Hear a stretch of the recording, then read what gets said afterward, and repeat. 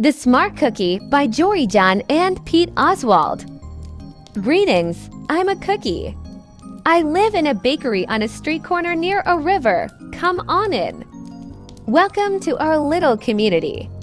It's a warm and supportive place to spend some time. Pretty fantastic, eh? These days, life is sweet. But my journey wasn't always a cakewalk. When I was younger, I couldn't have imagined. Sitting in here for a long time, I didn't feel comfortable speaking up or sharing my ideas. I didn't feel like a smart cookie. I wanted to be a cookie who knew all the answers. A cookie who felt confident in a group. A cookie who said, aha, when solving a puzzle like this, aha. Looking back, I had some trouble in my early days. I went to school and a gingerbread house. Our teacher, Miss Biscotti, was kind and patient. When I arrived each morning, she'd wave at me and smile, but I didn't get the best grades, and I never raised my hand because I couldn't think of the answers as fast as the others. And I was the last to finish most tests. It wasn't because I didn't care, and it wasn't because I didn't try. Sometimes I'd get distracted and mess up even though I knew the material.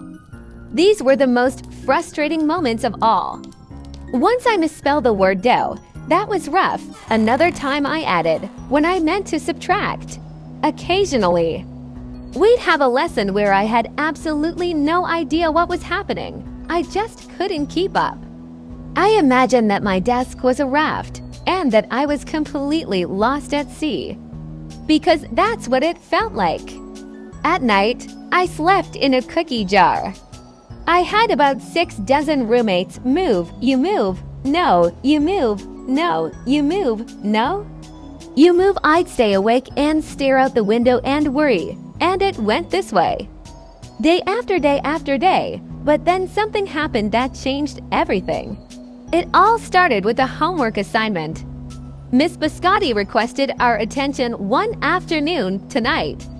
I would like you to create something completely original, she announced. It can be anything you want. Please bring it to class tomorrow. That was it. There were no further instructions. Miss Biscotti winked at me as I gathered my belongings. I felt like I had 1 million butterflies in my stomach. Create anything, something original. Due tomorrow. Gulp.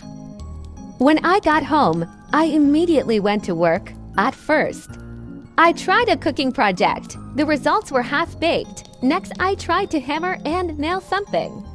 It splintered immediately. Then I tried making a sculpture.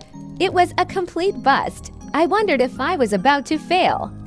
Yet another assignment. I was stuck. I stared out the window and watched the rain hit the river. There was something mesmerizing about the water, how it moved in such a chaotic way, swirling around and around, yet ultimately figuring out exactly where it needed to go. Aha! Suddenly, I had an idea. I decided to write something original, a poem. I came up with a title based on how I'd been feeling. My crumby days. After that, the rest of it seemed to fall into place. I wrote and I wrote. I lost track of time. An hour went by in a flash. Aha, I said when I was finished. I couldn't sleep that night, but it wasn't because I was worried. It was because I was excited. I felt like I had really accomplished something. I felt smart. The following day, Miss Biscotti asked for volunteers to share what we created. One kid showed off his original frosting art. Another kid revealed her sprinkle distribution machine. It was neat seeing how everyone was good at such different things. Finally, Miss Biscotti turned to me. Would you like to share anything? She asked. Gulp. I gulped. I thought I'd probably crumble under the pressure, but I made my way to the front of the classroom. I noticed my hands were shaking. My mouth went dry.